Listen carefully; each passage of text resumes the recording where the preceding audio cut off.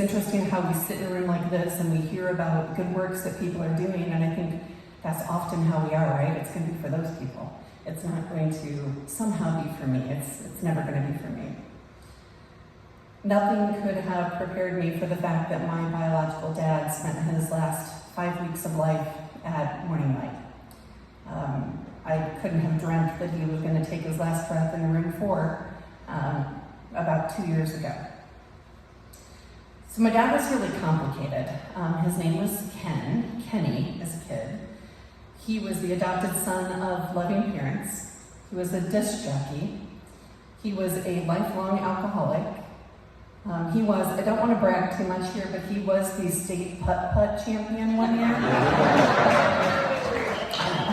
Contain yourselves. He was the father to 3. He was the ex-husband to 3 as well. My dad had a lot of regrets in his life. He made a lot of mistakes. And when we got the call that he was ill and he was going to be dying, and the long-term care that he was in Fort Wayne was no longer going to be able to keep him in their care, he literally had nowhere to go. I wish I could have you download my brain and remember the day that I had 2 of my kids, my sister, my father, a trailer on the back of my Honda Pilot just packed with things, and he was coming to Indianapolis with us, and we didn't know where he was going to go outside of the hospital.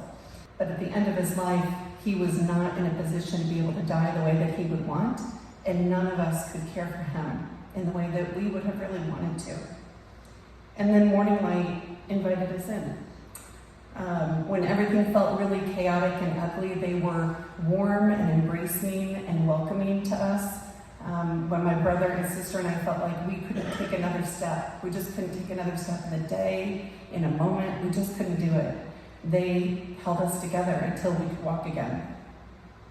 We were able to be there with the man who gave us life when he drew his last breath, and I cannot believe it to this day that that's how he went. My dad lived for 74 years in Fort Wayne, and I've never felt closer to him than I did in the last 5 weeks when he lived at Morning Light. They allowed us to be a family, and we had never been a family before. I will forever, you think this gets easier with time, but I will forever be grateful to Morning Light for how they cared for our dad and how they cared for us. And I get that you might be here tonight for the music. You might be here because Bruce made you come.